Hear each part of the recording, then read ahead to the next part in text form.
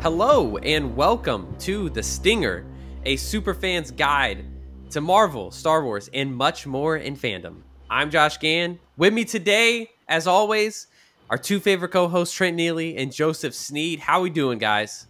Doing great. Always enjoy having some really fun conversations, and we're going to talk about a really fun Star Wars character today. So it's going to be a good one. Yeah, I can touch about as much of the Force as Sabine, so I guess I'm okay. Oh man, that's good. We're already firing on all cylinders. Yes, today, folks, we are here to talk Ahsoka, both the character and the TV show. Um, it's a one big encompassing Ahsoka podcast today. So if you are if you're a hardcore Star Wars fan like the three of us are, you obviously know who this character is, and this is going to be a trip down memory lane for you as we explore some of this character's arc through some of the animated series. If you're not into the animated series, but you like Star Wars and you're coming in, you watched the Ahsoka show this week as it released on Disney Plus, and you're like, all right, cool, another Star Wars show. Well, then today is Ahsoka 101. It'll be a little class of sorts. All right, we're taking you to school.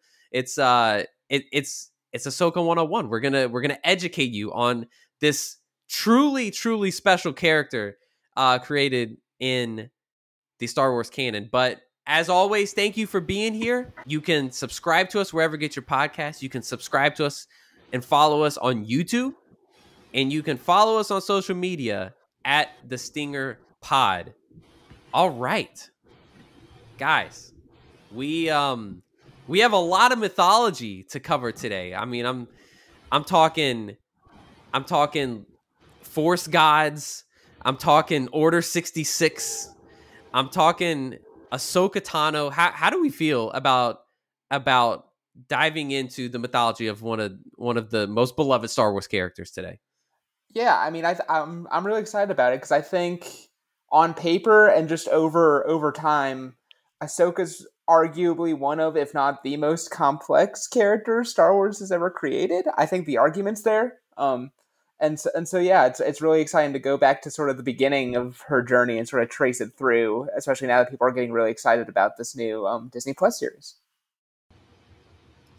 Yeah, it's kind of cool as someone who's been around in Star Wars and has actually kind of watched it the whole time Ahsoka's been there. The seeing the growth of the character, like Trent was saying, from like annoying teenager to this almost like mythical, not quite rebel leader, but someone who had a lot of influence in the beginning of the rebellion. Seeing she's known by like the New Republic, and so kind of overarching narrative that's kind of like Anakin Skywalker's Padawan has a lot of stuff to do with the state of the galaxy. Yeah. Yeah. Like a major role to play. I think it's interesting. We're all the same, roughly the same age. We all graduated college together, and we came up on the prequels, and we came up, in like with those being our, maybe not our favorite movies, but those are the ones that we like. Those are the first Star Wars movies we saw in theater, and like so naturally the Clone Wars became something that we could easily invest in, and it really feels like the Ahsoka character is like a beloved, like just a beloved character to our generation specifically. Obviously, like to all sorts of Star Wars fans, but this is the one where it's like, I know, at least in my family, trying to get my dad hip to the animated shows, like, you don't understand, like there's some stuff happening that you don't know about that is like, it's some of the best Star Wars content you've ever seen, and Ahsoka's part of that. So I feel like uh her show coming out now on Disney Plus is an opportunity for like the whole Star Wars fandom to finally like get a glimpse of how special this character is. Yeah, so I feel very excited for this opportunity. Yeah, um and I know we're only talking about a little bit of stuff, but I'm kind of trying to rack my brain for like what people's favorite episodes and arcs of the Clone Wars are. and I'm having a hard time thinking of one that doesn't feature Ahsoka. That's a good point. I don't think she's in the Umbara arc in season 4, and then the Fives arc from season 6, and the Yoda arc from season 6, which she's in a little bit, but isn't a major part. But yeah, you can't look too much into the Clone Wars and avoid her in the great stories and the ones that kind of stink, but especially the great ones. Yeah, you can't. I mean, she's a central figure throughout, and we're going to talk about that today. So maybe I should set the table and explain what we're even doing today.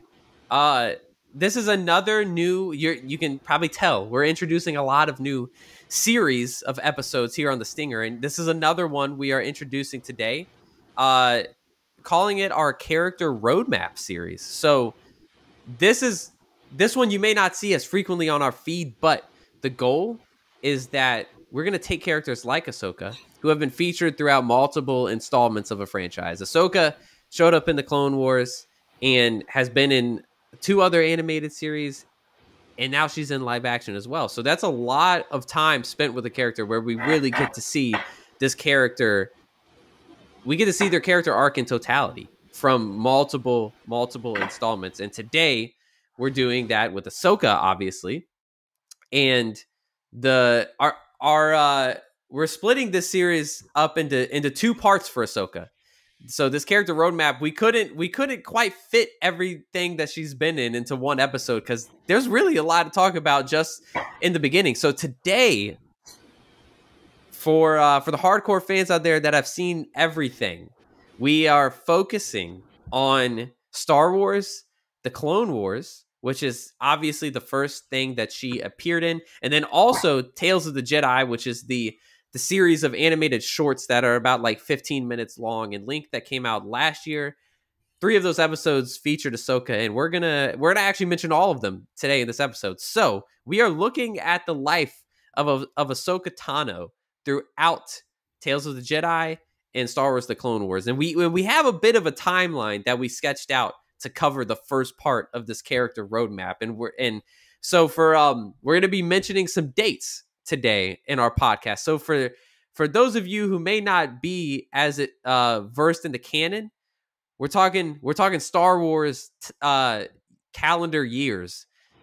Ahsoka was born in the year of 36 BBY. BBY stands for Before the Battle of Yavin, and that Battle of Yavin, the one that we see take place in the original trilogy in the first Star Wars movie. Before Battle of Yavin. So this is before the original trilogy. The year is 36 BBY. Ahsoka is born. And we see that in the Tales of the Jedi.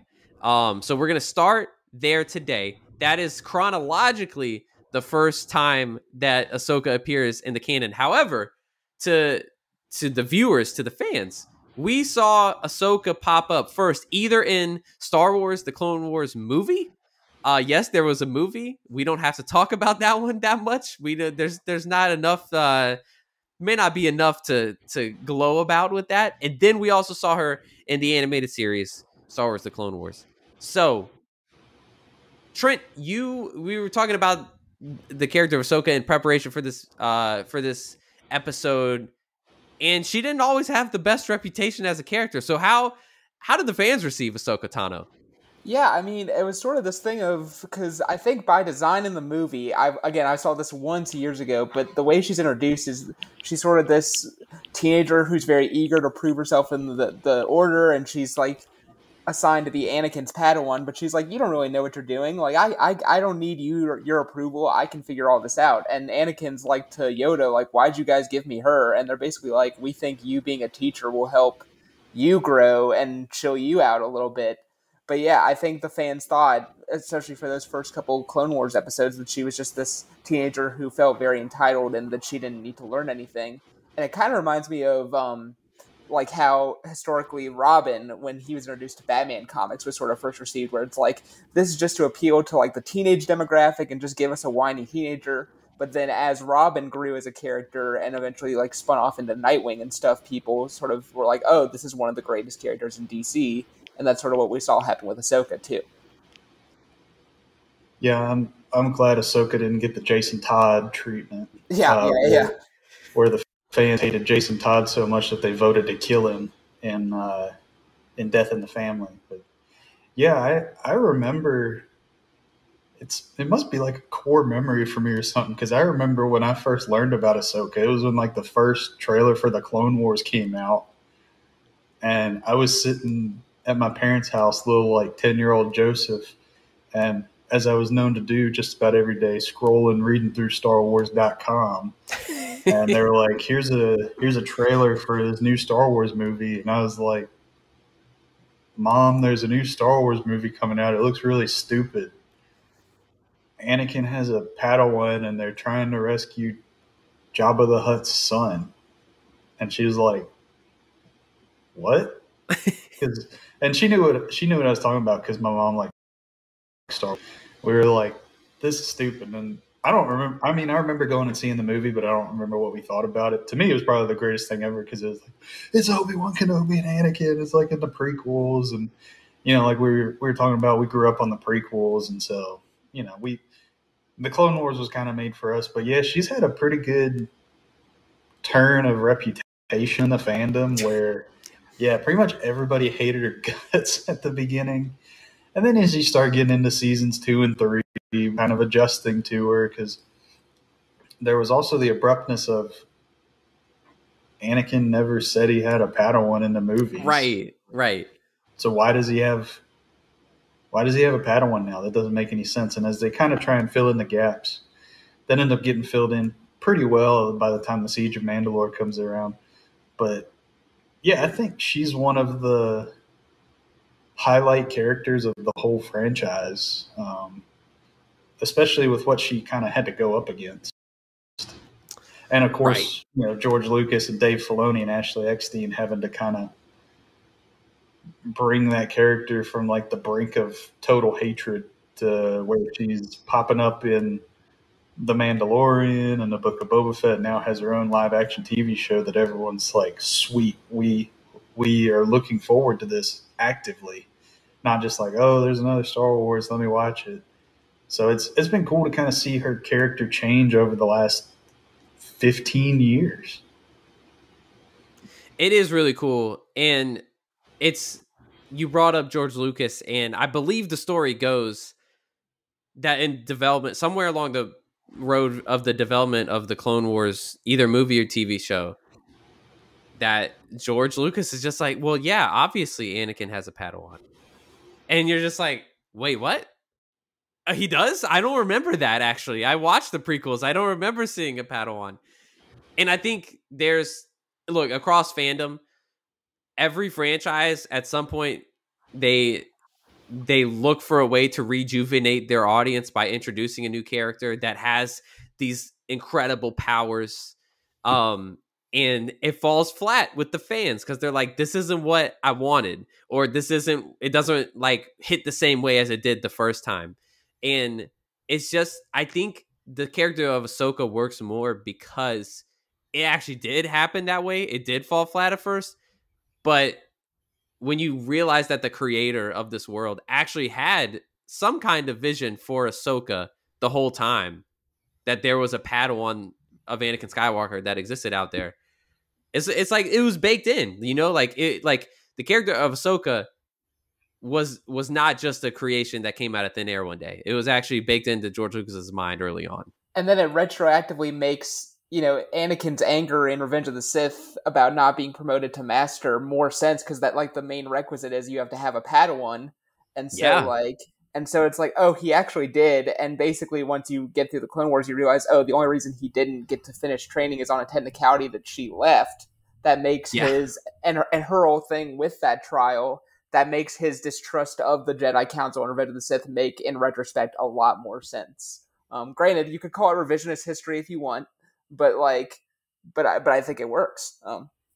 It absolutely works. Like, everything, the Clone Wars only makes the prequels better, in my opinion. Like, it only elevates it in quality, and that's special. Like, it's very rare that something in that is a anthology project is able to do that to the original content. So yeah, and I mean, you look at someone like like General Grievous, who also benefited a lot from the Clone Wars. Mm-hmm.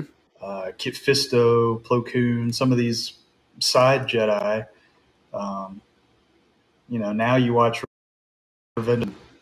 Plo Koon explodes in a starfighter, and you're like, dang it. Yeah, it hits a little harder. Guy. Kit Fisto gets stabbed, and you're like, well, dang it, I like that guy. Then Stacey 10 gets stabbed, and you're like, I don't have any idea who that guy is still. But yeah, I was sitting here thinking that Ahsoka's almost like the Bitcoin of Star Wars, where like you invest a bunch of money in her in like 2009, and everyone's like, you're an idiot.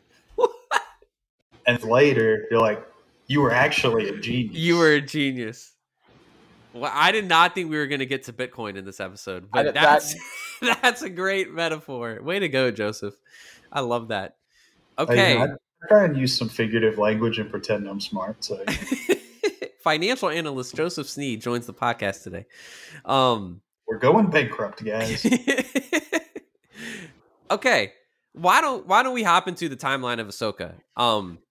I'm gonna kick us off with the birth of Ahsoka. We see this in Tales of the Jedi. So this is new. This is new territory. This show has not even been out for a year. You may have not even watched the Tales of the Jedi series. If you haven't, I would recommend giving it a watch because it'll take you could watch it in a day. It's very, very quick to get through, but it's really it has some really impactful scenes in there that we're going to talk about today. The Ahsoka is introduced to us in Tales of the Jedi chronologically through the birth on her home planet, and we get to see a bit of her home life, of her parents, and her awakening to the Force. From a small as a small infant, she is in tune with the Force, and so. Do you guys have any thoughts on that episode of Tales of the Jedi? Because it's very quick and very short, but it's a cute little episode, honestly. No, it's great, and you get to see her mom and her spunk and personality, and you get to see obviously personality traits are not solely dictated by genetics, but if there is a genetic link, you're that's where she gets some of her personality from. Yeah. And so it was cool to see that, and just the idea of we never really have ever seen the process of, because you hear, I remember as a kid when in Phantom Menace they're oh, Jake Lloyd is too old to be a Jedi, and you're dang, this kid's 9, what's right. too old? And then now you're seeing oh no, they literally pluck them up as infants, that seeing that makes that make more sense. So that was cool. Yeah, and you see in other scenes in the Clone Wars too, where they get babies, and now I'm thinking about Anakin. We started training Anakin when he's 9, and we saw how that worked out. Let's start training Luke when he's 22, and that'll work out fine. But yeah, I think the episode of Tales of the Jedi was a really strong visual episode, and it doesn't really have a whole lot of significance, but it's just kind of it's almost like a little day in the life of type of episode. And if you look at kind of the animation quality that Lucasfilm is putting out, it's really, really good.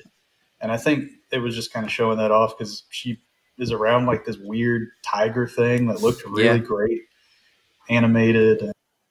And I think it was just a fun little episode that satisfied Dave Filoni's need to have Ahsoka in all of his projects. Yes. I'll admit, I thought the Count Dooku episodes were stronger. But yeah, it was something that I was like, you know what? There's not a whole lot here, but it's a nice little simple episode built off of some visual interactions with some language, but not a whole lot. Yeah, I think that's a good way to sum it up, actually. So let's flash forward in the timeline. That was the year 36 BBY. We're gonna flash forward to 22 BBY, and this is when Ahsoka becomes Anakin's Padawan in the Clone Wars. And guys, this is what truly shocked me when I was putting this together that I totally forgot. And it's a system of the Jedi Order. Maybe there's a reason the Jedi Order failed. Ahsoka is 14 when she becomes Anakin's Padawan and is sent out into battle. What were they thinking? A 14-year-old. Just absolutely nuts. Do you either of you feel like you could have entered a battlefield at 14 years old? Because I certainly do not. Heck no. I mean, she was probably an older 14 if you want to say that. Probably almost 15. I mean, with the Force, I guess it helps, but like, my gosh, I just like a point against the Jedi Order.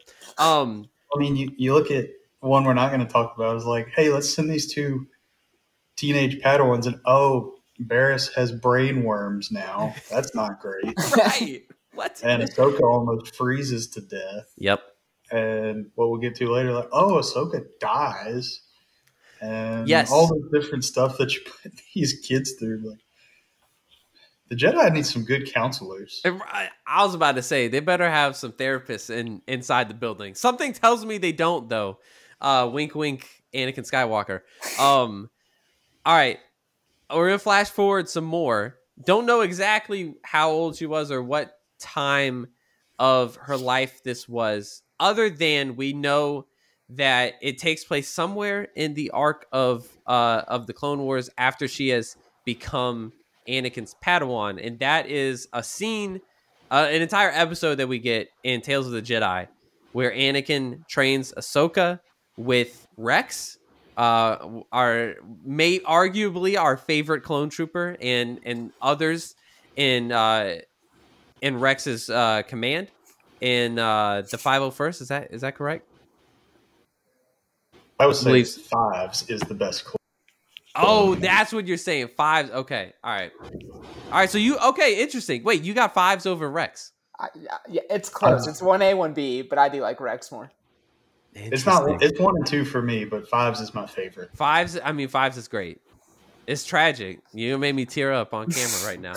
Yeah, I mean, I'd probably go Fives, Rex, Echo. It's like, dang, 2 out of 3 probably dead now. Are gone. It's tragic. All right.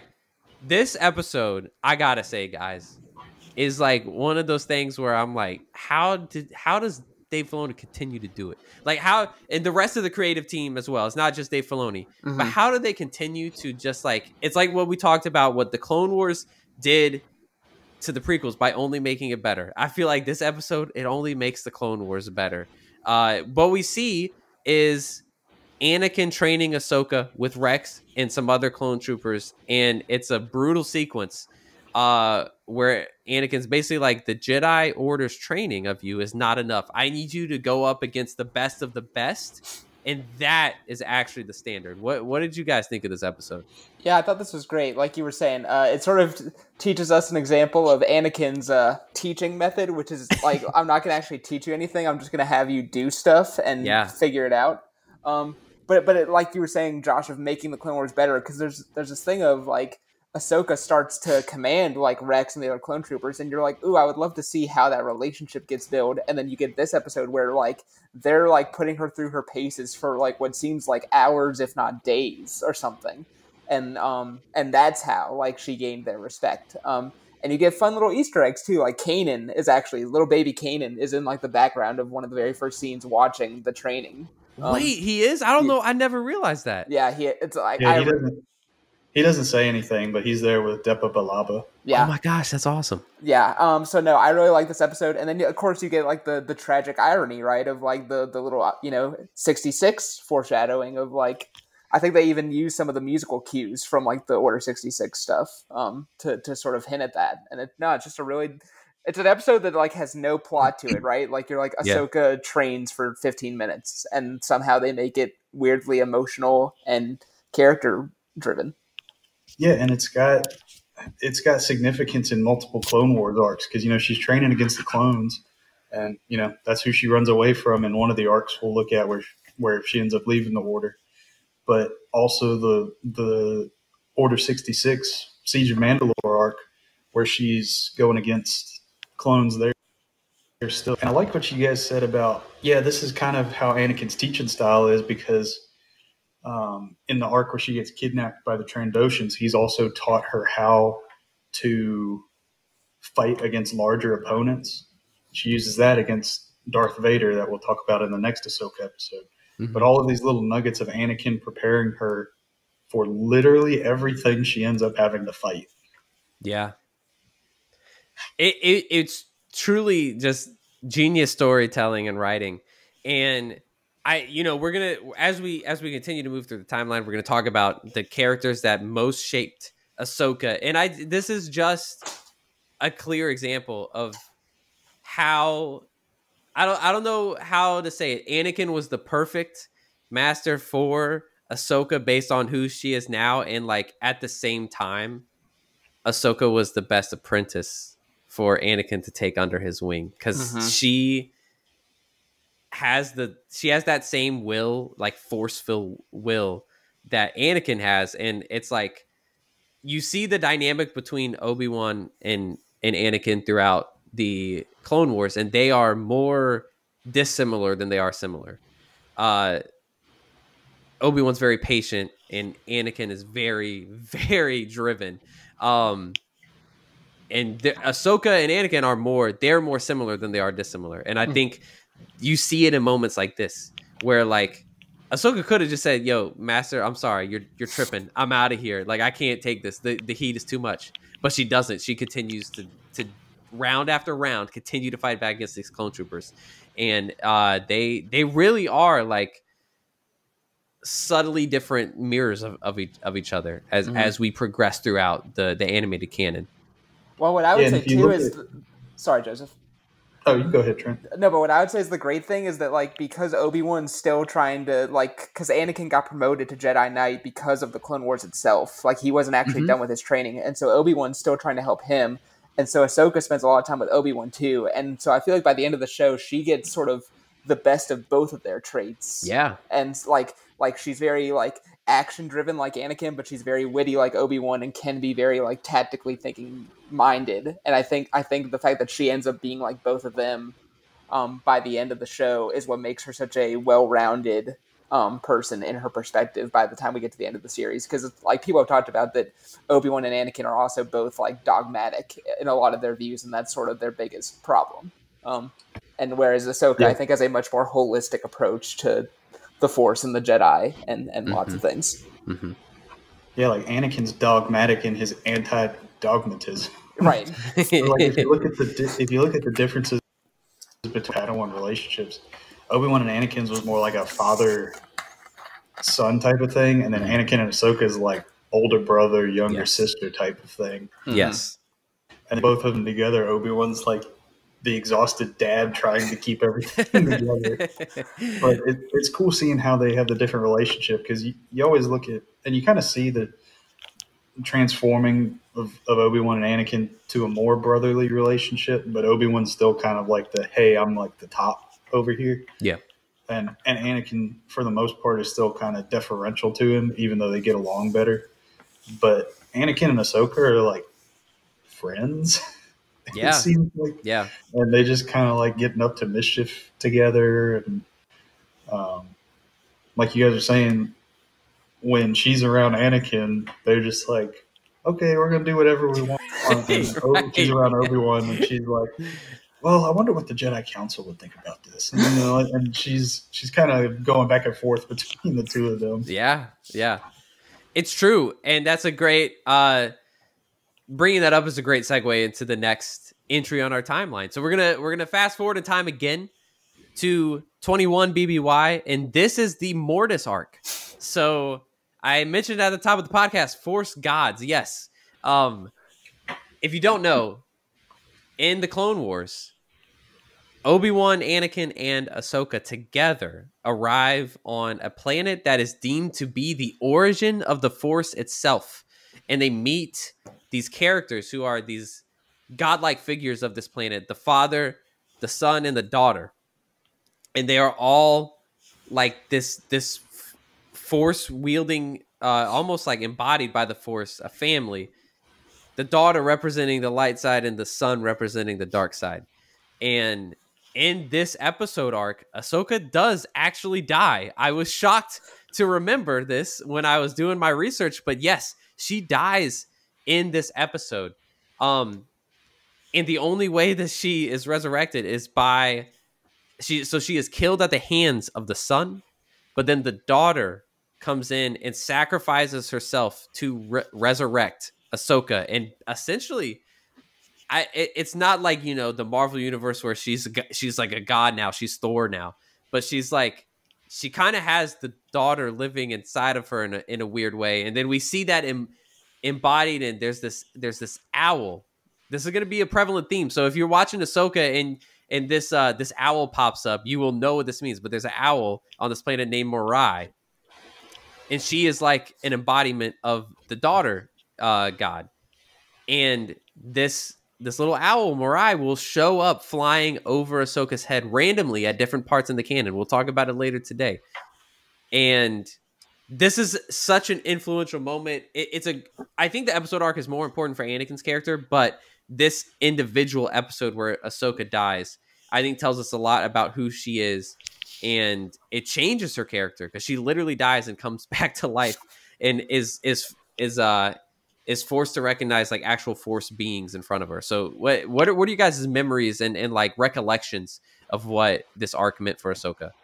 I just remember it being like a trip, like, yeah, because like doesn't she like get briefly possessed by the Yes. sun at one point? And like, yeah, I was like, this is a kid show, like what like, Yeah. like, what is going on here? It's terrifying. Yeah. It's very terrifying. So that was my main thing with Ahsoka. And then I just remember there's the awesome moment where Anakin has like the vision of like sort of Darth Vader, and they sneak in a little bit of the Imperial March into the music. Like I was like, yeah, I love when that show did that every time. Every time I was like, yes. Yeah, I think if you're looking at the Clone Wars and kind of Dave Filoni's work as a whole in Star Wars, I think we do look at it with kind of the rose-colored glasses every once in a while and think like everything he's done has been good. Some of it is kind of stunk, but usually on the Force-centered episodes, he nails it. Mm-hmm. And that was how I kind of felt about the Mortis arc of this thing is so weird. It doesn't make any sense at all.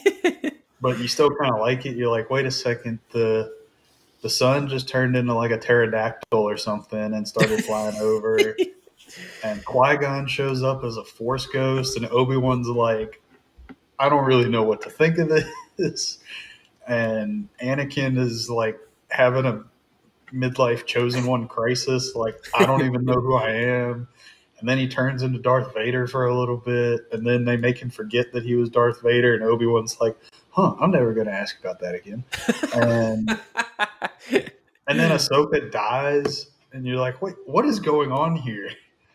And then at the end, they wake up in the shuttle. They're like, oh, that was a fun weekend.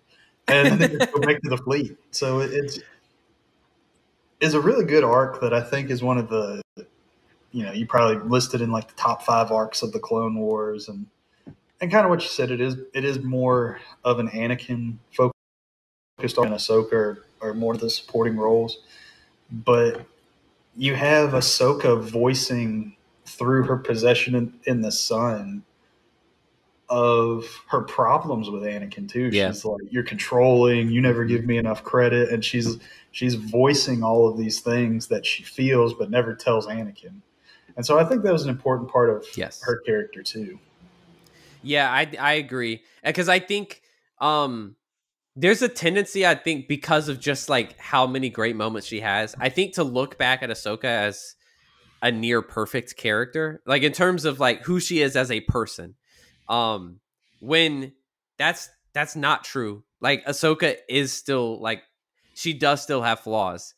We may not see them as much as like an Anakin who legit like turns into this like evil monster, but like Ahsoka is, when she enters the Jedi Order, messes up a whole bunch, like accidentally gets some clones killed. And then like you just said, Joseph, her complaints with Anakin, the same way Anakin is like uber resistant to Obi-Wan's teachings at times, Ahsoka could be the same way with Anakin. And sometimes that was insightful for Anakin and his teaching methods. And other times it's like the same strong-willed, like stubborn nature that Anakin possesses. Something I when I rewatched this episode on the flip side, the positive side of Ahsoka, I found intriguing was they reference the daughter as everything she does is selfless and everything the son does is selfish. And I just thought that like the daughter being the one that ends up embodying Ahsoka is that's a great parallel, because so many of the things we see Ahsoka doing, it's selfless. It's out of her own agency to choose, right? She like, we're going to talk about our next piece in the timeline. she chooses to do something extremely bold. But it's typically always out of a desire to serve others and to save others, to help others along, and not just like either make the selfish choice or make the the status quo choice. And so I found that like pretty informative of who the Ahsoka character is. But Yeah, that and is, yeah. Go ahead, Joseph. I think she gets that from Anakin too. Those are kind of what we talked about as two traits she gets from Anakin. She has that selfless nature that we see from him a lot in the Clone Wars, but she also picks up his arrogance, and it burns her a lot. Yep. Yeah, it's an excellent point. Trent, will you want to take us to the next point of the timeline? I know this is this is maybe the most pivotal moment in the character's journey. I mean, yeah, this might be the most pivotal moment in the Clone Wars in general. So, yeah, we're going to go to 19 BBY, and Ahsoka ends up leaving the Jedi Order after falsely accused of a crime. And this was... So I came to the Clone Wars like very late, like right before the final season had dropped. So I actually came into this knowing before I started the Clone Wars, like Ahsoka's going to leave. And so I was like waiting. I'm like, when is this going to come up that like the cracks emerge and that she wants to leave? And then you get to this arc and you're like the whole time, even though I knew it was going to happen because I came to it late, I'm like rooting for her. I'm like, you got to prove your innocence. Like you got to do it and you got to like stay. And even though I knew where I was going, but yeah, she's falsely accused of a crime that was committed by another Padawan. And then Anakin like initially is like, I don't know, it seems kind of sketch, but then helps her out and proves her innocence. But she's still like, nah, I gotta go my own way. Yeah, and it's such a that scene where she actually leaves and he like begs her to stay, like tears, like borderline tears, genuinely.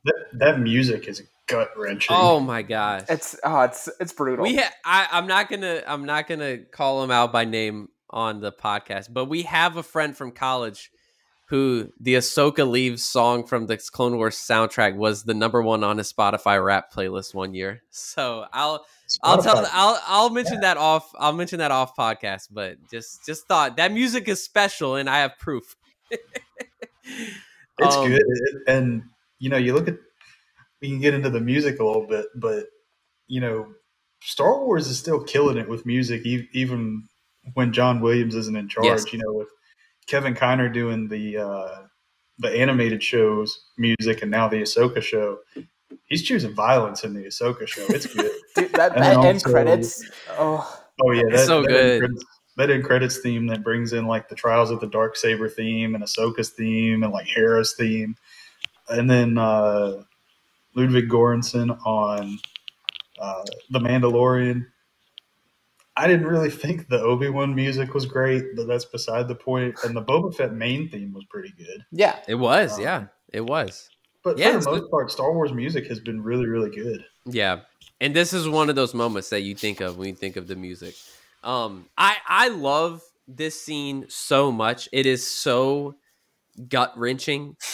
Because it's, like you said, Trent, like, even if you know it's coming, that doesn't alleviate the pain of the moment at all whatsoever. And I think what's so this is kind of what I was trying to allude to earlier. What I love so much about it is you see Ahsoka is different. And I think it's telling this Ahsoka show is deciding to focus on the master and apprentice aspect. Like I'm talking about the live action show now. Is deciding to focus on the master and apprentice aspect. And I think that is so significant in her character arc and her character journey, because when you look across the rest of the Jedi, like absolutely the Jedi are not all the same. They are all different in their teaching styles and everything. However, they're like prevalently across the order, there is an allegiance to the Jedi Order. And it's like sometimes it's an allegiance that is like unquestioning, and it doesn't ever really like think to ask why is it set up this way, and why are we moving forward with this plan of action? Hey, Master Yoda, why did we just receive millions of clone troopers to come aid us in the war, and like all Obi-Wan had to do was show up, like no check or anything? and we just receive them. Maybe that's something to point out. So I love that Ahsoka, because she was like another reason of like, oh, you were trained by Anakin Skywalker, the chosen one, but also one of the most ambitious, and I'm not going to say reckless, but just like adventurous, ambitious, whatever word you want to use to describe that kind of I don't know. Reckless kind of fits. Yeah, I'm okay with reckless. Reckless does fit at times. It definitely does. It definitely. So like that reckless nature.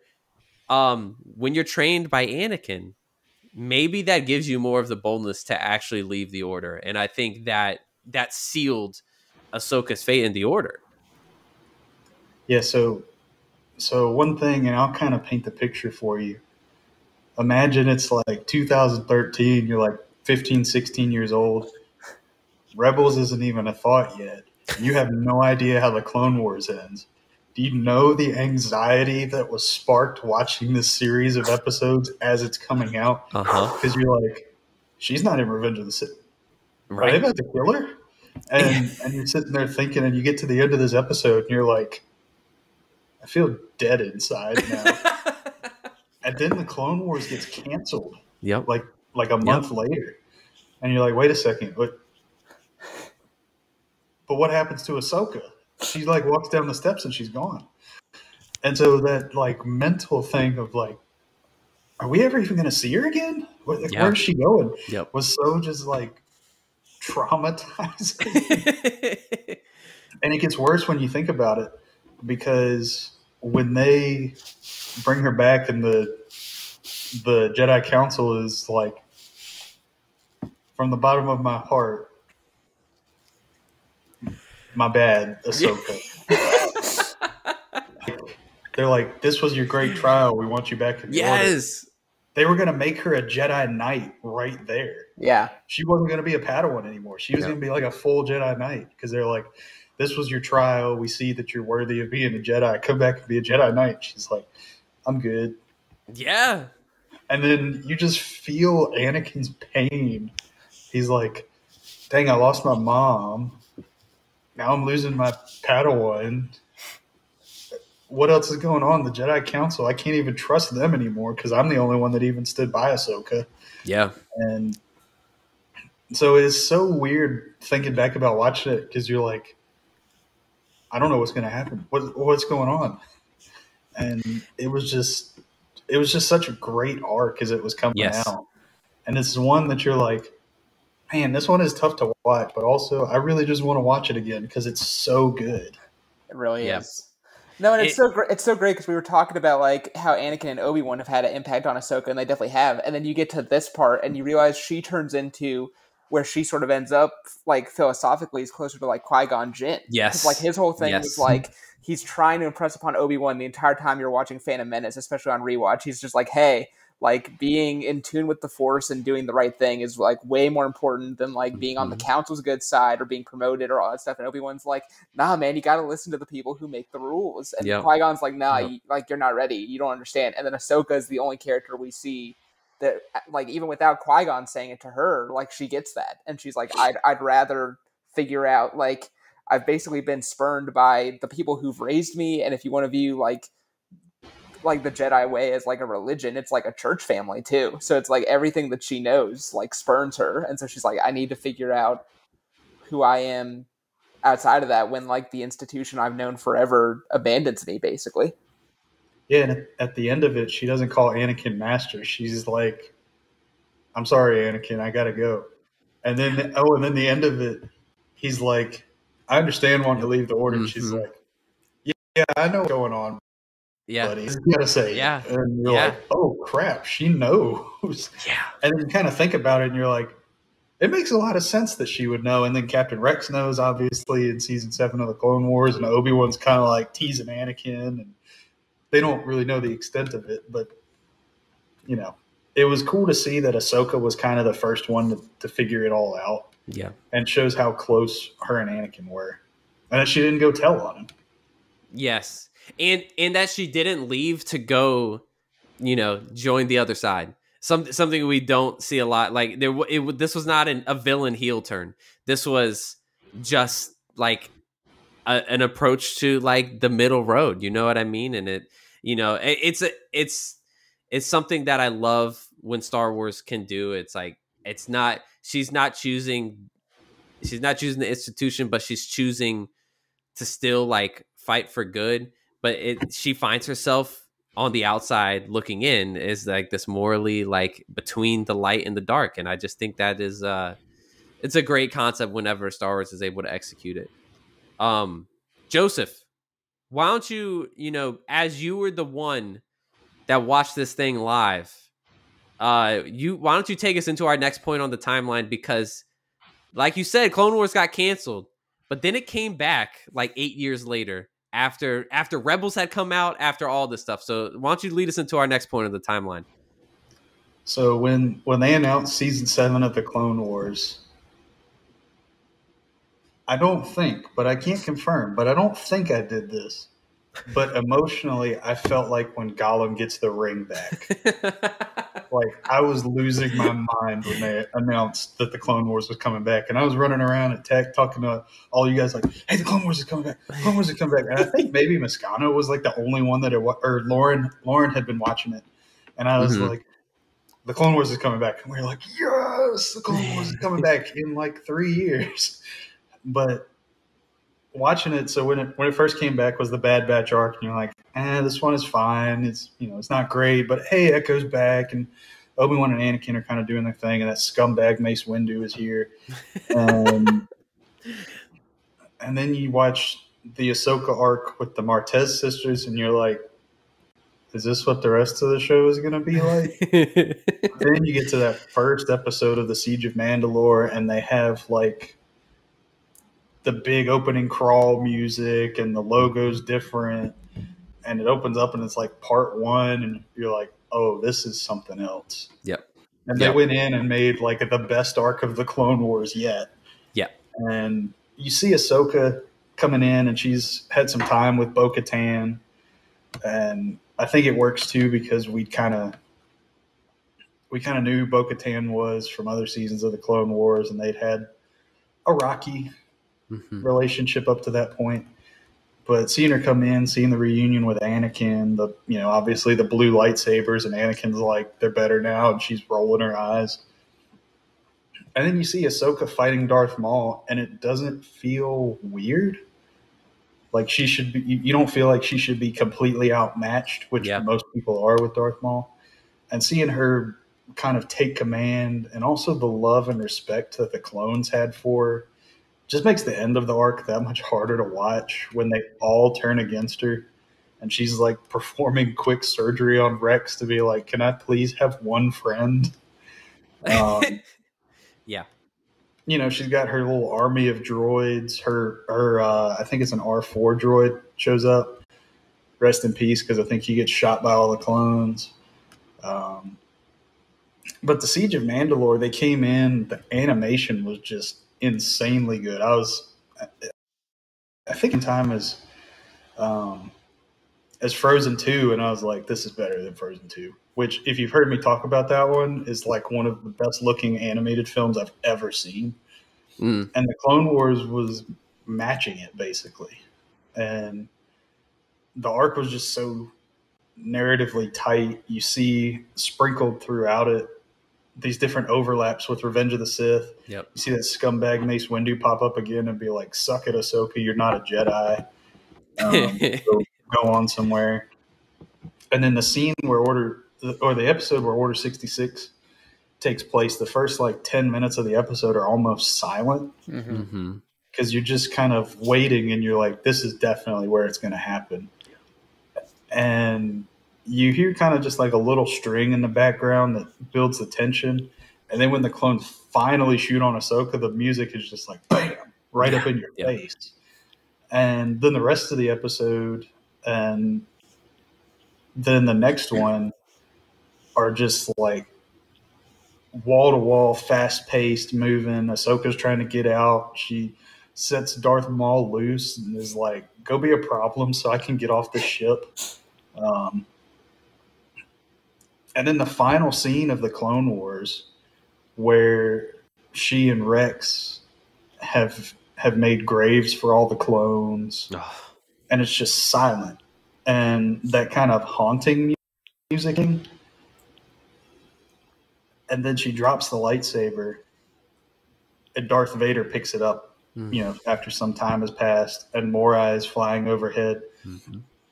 And at this point, you've seen everything in Rebels. Rebels was done by this point, so you've seen her show up as Fulcrum and fight Darth Vader and all of the other stuff she does, and it kind of brings it for where you're like, Darth Vader hasn't forgot about her. He's moved on from Anakin, but he hasn't forgot about the apprentice. And he just turns the lightsaber on and looks at it. And I think that's how the show ends. I think with it him is. just walking away. Yep. And you can see kind of his reflection in like a clone trooper helmet. But it brings it so full circle because it brings it all the way up to the end of the Clone Wars. So it doesn't start at the very beginning of the Clone Wars. It starts a few months after Attack of the Clones. But it goes all the way up to after the Clone Wars ends and even a little bit further. Yep. And you kind of see where Ahsoka has changed, really, where even going back to the episode of Tales of the Jedi where Anakin's training her, we see all of these moves and techniques that she uses to get away from the clones, and it ends up saving her.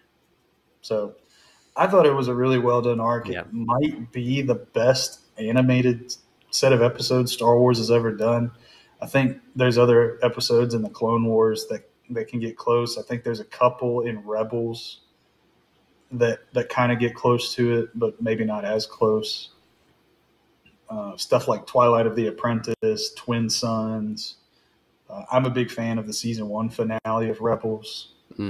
But this one was on a different level because it had 6 or 7 years of hype built up behind it from where at like Star Wars conventions, Dave Filoni would be like, oh yeah, here's another piece of concept art of what we were going to do for the Siege of Mandalore, this mythical end of the Clone Wars that we were going to get. And there's these little nuggets everywhere. There was an Ahsoka novel released that touches on the Siege of Mandalore, not in very much detail. It's pretty much just a prologue chapter that also gets revisited in this in the last thing we're going to talk about. Yeah. But you get all these little nuggets, and they're like, yeah, this was going to be really, really good. This was going to be good. And you hear the voice actors like, yeah, we recorded a lot of it. It's really good. And then you finally get to it, and it lives up to it, which was just insane at how good it was. Yeah, I mean, I remember watching, I think it was Celebration, right? And I think like the trailer for that and like Rise of Skywalker or another movie like happened at the same time. And in Celebration, like the trailer for the Siege of Mandalore got a much bigger reaction than like whatever movie trailer they showed that day. And I think that's very telling. Well, Trent, you remember our reaction when the Rise of Skywalker trailer came out. We're like, oh, it looks pretty good. And then the title came out, and both of us like moaned because the title was awful. We were like, oh, that's not great. Because we as far as I remember, we actually did like the trailer. Yeah, I got absurdly hyped when she jumps over Kylo's like TIE fighter thing. Like that shot's great, and the way they use the medley of the themes, and then that title came up, and I was like, ooh. That title came up, and then the Emperor starts laughing, and I was like, ugh. This is gonna be bad. I don't know about this one. I still had hope at that point. Yeah. And then I think it was one of the later trailers, so I was like, this might stink. No, I think it did. But I'll add to the Siege of Mandalore stuff is like Ahsoka gets like the best superhero landing ever too when she shows up, gosh, where she's jumping like from spaceship to spaceship on the way down and then does like a somersault and like a ship explodes behind her. That's great. For the only time I think ever in that show they didn't animate the duel. It was motion captured by Ray Park for Darth Maul and another martial artist to play Ahsoka. That's why that lightsaber duel feels so much different than anything else in that show. I didn't realize that. Yeah, it's that explains a lot. Where does that? Quick question, like, because I love that duel between Ahsoka and Maul so much. Like, where does it rank in Star Wars lightsaber duels? It's definitely in the top 5, maybe in the top 3. I think Anakin Obi-Wan's the number 1. Like Duel of the Fates is number 2, and then like I think it's an earnest conversation for like Ahsoka Maul number 3 after those two. See, I might have the hot take. I'm not sure it's even the best lightsaber fight in the Clone Wars. Ooh. What's The up? What you got above it? Darth Maul, Savage, and the Emperor. Oh, That is my that one second- is good. That's That my one is second very favorite good. one. That one is very that good. lightsaber fight is nuts. That one is very good. I think those are the top two in the Clone Wars. I think lightsaber fights for me. I have the controversial opinion that Duel of the Fates is great, but is not my favorite of the duels. I think you look at Obi-Wan and Anakin as a really good one. I think from a character perspective, Luke and Vader might be the best one. Just because of kind of the emotional significance it has. That might be, I think that might be my favorite. So I'd probably go Luke and Vader round 2, and then Obi-Wan and Anakin, and then maybe Darth Maul, Raj, and Palpatine, and maybe then Darth Maul and Ahsoka. But even then, you're like, man, Darth Maul's in a whole lot of these top lightsaber Bro, duels. he comes packing every time. He does. Every single time. I just thought this one was so special. Like, visually, obviously, it's incredible. But, like, when they get to the rafters and Darth Maul is actually, like, desperate to, like, actually relate to Ahsoka. And, like, because he looks at Ahsoka as, like, this, like, she's beneath him. Like, it's like an insult to him that he's dueling with Ahsoka, and Ahsoka rises to the challenge. But he's trying to get her to realize that the Emperor is about to take over, and I need you to get on board with me. So there's like an emotional, like, desperation in this fight that to me elevates it as like one of the best. Like, it's just so good.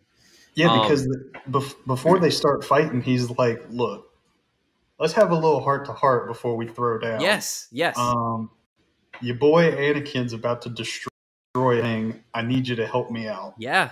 I'll call back all these Mandalorians, and we'll go and we'll be friends. But you got to help me out. And she's like, "Nah, Anakin's not turning bad. So get out of here." And then Darth Maul ended up being right, and Ahsoka found that out like 10 or 15 years later. Absolutely tragic. Yeah, it's everything about this arc is just so poetic. The way that it folds these characters that we always wondered, like, what was Ahsoka doing during Order 66? What was Rex? What was Darth Maul doing? It elevates the story so much. And I want to hop to the other points too.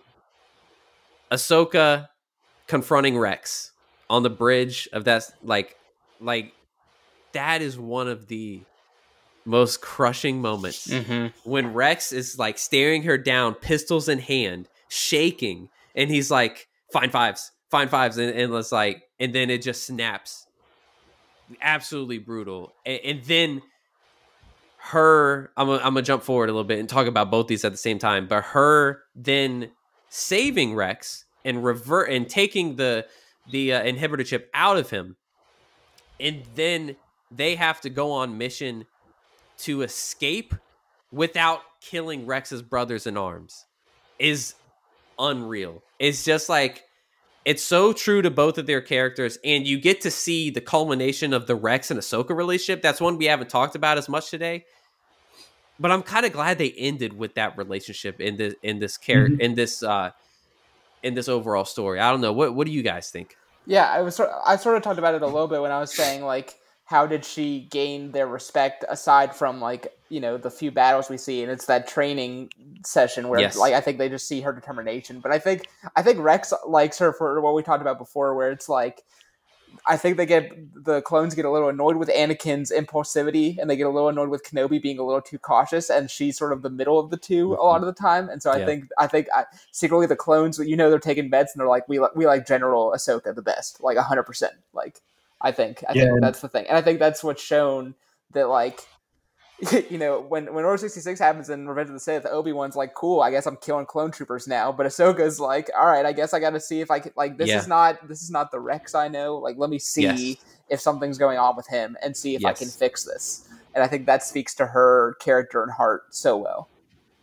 Yeah, and even Rex, after he gets his inhibitor chip out, he's doing the anyway. So I started blasting meme. He's like, "Dang, I guess I gotta kill all my brothers." And I said, "Chill out, dude. You got a stun setting." And he's like, "Oh yeah, but you also see that relationship where before they go out and kind of face Jesse, she takes his helmet off and he's just like crying. Yeah. And this is Captain Rex. Captain Rex Yeah. doesn't cry. And you kind of see that friendship that they built up through the Clone Wars, like you were saying, culminating there. Because in the movie, when Anakin and Ahsoka first come at each other, and he calls her Snips, and she's like, "You're stuck with me, Sky Guy." Rex is there, and he just like loses it and starts laughing at that. And Anakin like gives him the stank eye. He's like, "Sorry," but you kind of see their relationship built up where he doesn't really like Ahsoka very much, but she kind of slowly gains respect through, like what Trent said, through the battles, and then we find out through this training.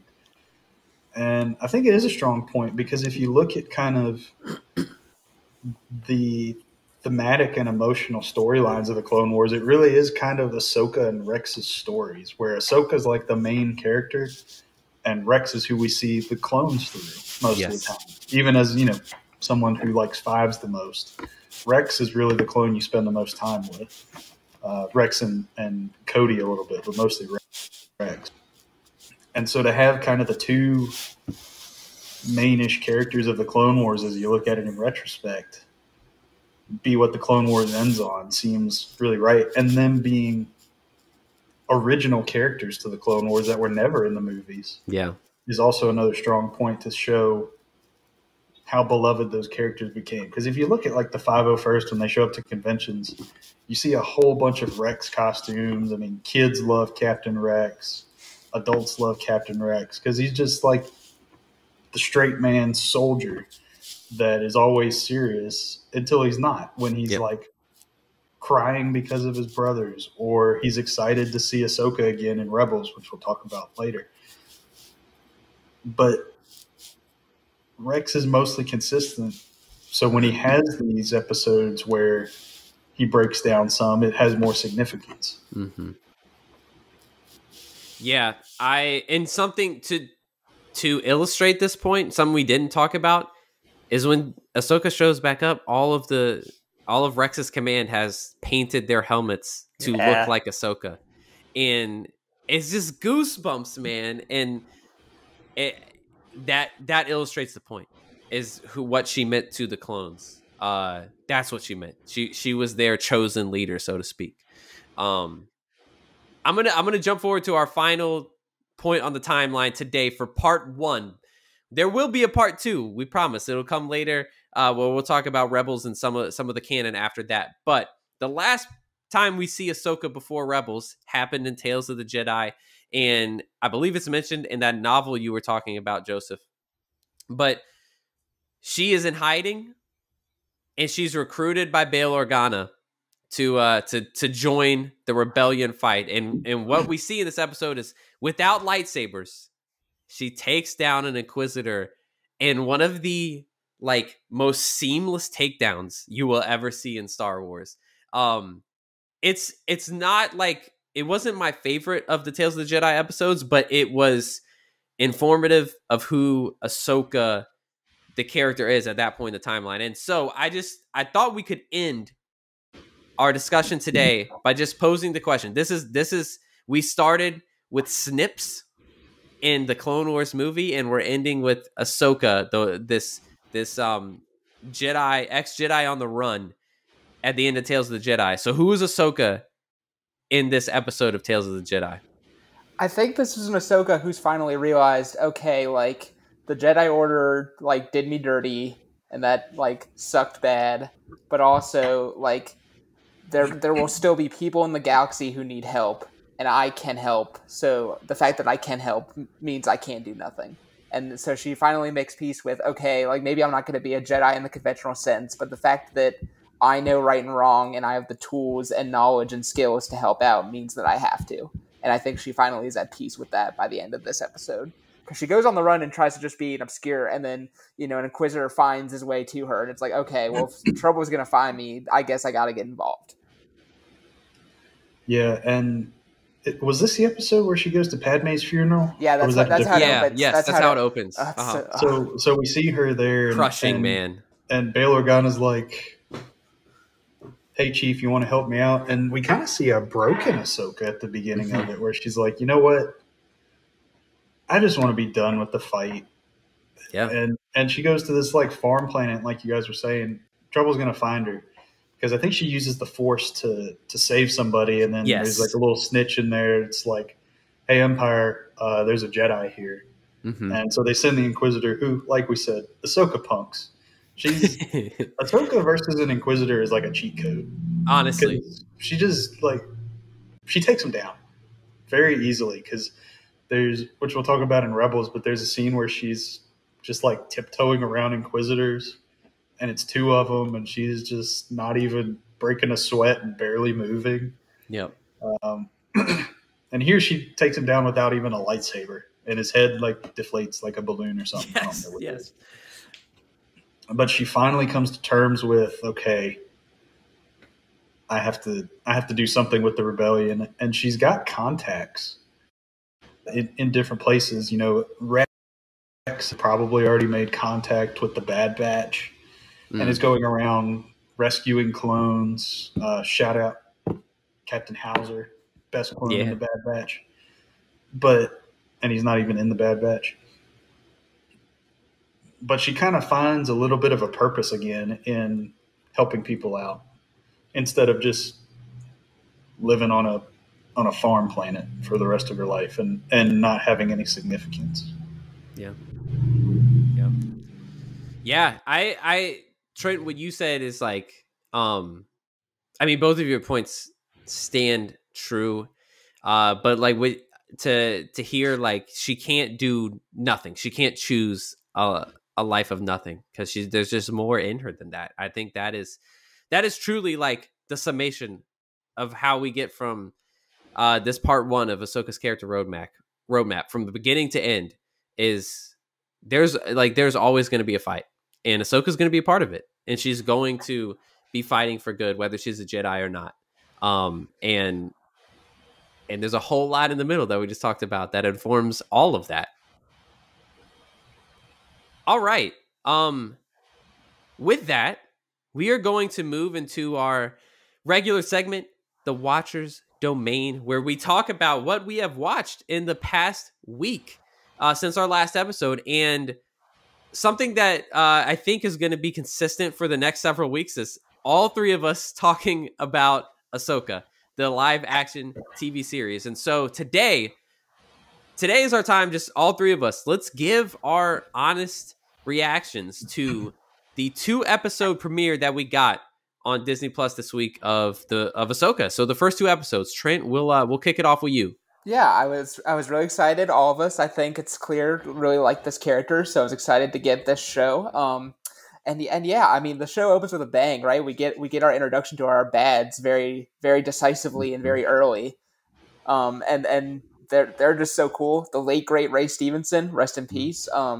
I think he's already one of the most fascinating villains, or potential to be one of the most fascinating villains in Star Wars canon.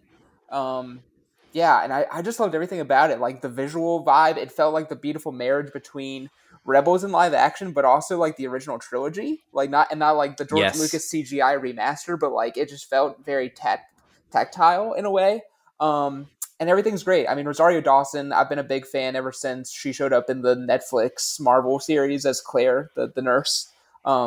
She's great, but honestly, the standout's been the actress who plays Sabine. I think she's by far the performance and character that I've like latched onto the strongest from these first 2 episodes, and I'm really excited to see her growth throughout this show and the dynamic she's going to have with Ahsoka for sure. Yeah, I was a big fan of the first 2 episodes. I do have a couple of just little minor things, but overall I liked it. And one of my coworkers this week asked me, and he was like, "So just based off of the first episode," because he had only seen the first one at that point. "So based off the first episode, where would you rank it in the Disney Plus shows?" And I was like, I liked the first 2 episodes of Secret Invasion, so I can't even say whether this show is going to be good or not based on the first 2 episodes. And I'm kind of distrustful of Disney Plus shows now because they haven't had a great track record recently. I think it's safe to say we all liked season 3 of The Mandalorian, but had some issues. Some major issues, but some minor ones. Yeah. But so far, I think I'm going to agree with Trent. I think Sabine has been the standout. I've really enjoyed Balin's character. Couple of things, maybe just one thing. I think they need to move away from Star Wars characters surviving lightsaber gut shots. Yes. Because I think it just kind of diminishes lightsabers a little bit. And, poor Qui-Gon. But we've had a lot of people surviving lightsaber gut shots the last few years. Kylo Ren survived one. Reva survived 2 from Darth Vader, which doesn't make any sense at all. Sabine has survived one now. So I think they need to be a little more careful with lightsabers. But overall, I enjoyed it, and it was almost like an out-of-body experience seeing live-action Lothal. Yes. And, oh my gosh. Mr. Krabs being up there and his Governor Azadi character and Jai Kell coming back. So all of these characters from Rebels that, you never even thought you're going to see again. And it's just so neat to see them. I'm really looking forward to seeing Thrawn. I have a feeling this is another Dave Filoni minor criticism, but I have a feeling he's going to take the 6 canon Thrawn books and just take a giant dump on them. And for the most part, they've been good. There was only one that I remember not liking of the 6. But I think he's just going to take a giant crap on them, which is another criticism that might show up from the show. But overall, I had a good time with it. I really enjoyed the first 2 episodes. So I think that the second one was much better than the first. I actually thought the first episode was at moment, I was amazed to see everything I loved in animation recreated in live action. That aspect of the show was blowing me away. And then there was just some pacing elements where I didn't think the animation style of dialogue and pacing was really translating to live action very well. But I think in episode 2, for the most part, that was resolved. And there was a much quicker pace to things. The plot is very interesting. I am so excited about narratively where this show is going, both for the characters, but I think more so for the Star Wars universe. Emphasis on the word universe. I just am so Joseph, you mentioned the Disney Plus shows have been kind of lacking recently. To me, that has been a story problem. In all of those shows that haven't worked, it has been what's the point? Secret Invasion, what was the point of this? What were we doing here? However, with Ahsoka, I don't think I have to worry about that, because I think this story idea has probably been in Dave Filoni's brain for years. And I think if it's going to fall short, it's going to be in other aspects. It's not going to be a story issue. And I just think that's the most important thing to nail, is to get the story right. And so I feel very confident moving forward. Ray Stevenson, rest in peace. He is absolutely crushing it. And then the actress you guys are talking about, I'm probably going to mispronounce it, but Natasha Liu Bordizzo, who is playing Sabine. Those 2, absolutely the standouts of the show so far from an acting performance. Real quick, we'll just go rapid fire on this real quick. Whether it's world building, cinematography, acting, writing, what was the strongest attribute of this show in the first 2 episodes? I think it's the acting. I think it really is just how great Sabine is, and Balin, and Mary Elizabeth Winstead is Hera. Yes. I thought she has already nailed that how she can be in either mom mode as like helping Sabine and Ahsoka talk to each other, or like general mode of like, oh no, nothing's classified for me. I can get whatever information I want. I'm like, good for you. Like that is exactly who Hera should be. Yes. And I think that's the stuff that I'm looking forward to watching week to week the most right now. Yeah, I would like to see more of Chopper suggesting committing war crimes. Let's go. Because Chopper saying, "Can we just shoot a ship carrying a hyperdrive down on this like populated city?" and being like, "Yeah, it's no big deal. We're just whatever. We're just gonna kill everybody." Chopper was exactly what Chopper needed to be. Probably more than anybody else, because he looked the same, he sounded the same, he acted the same, and it's weird that a droid that basically mumbles was perfect.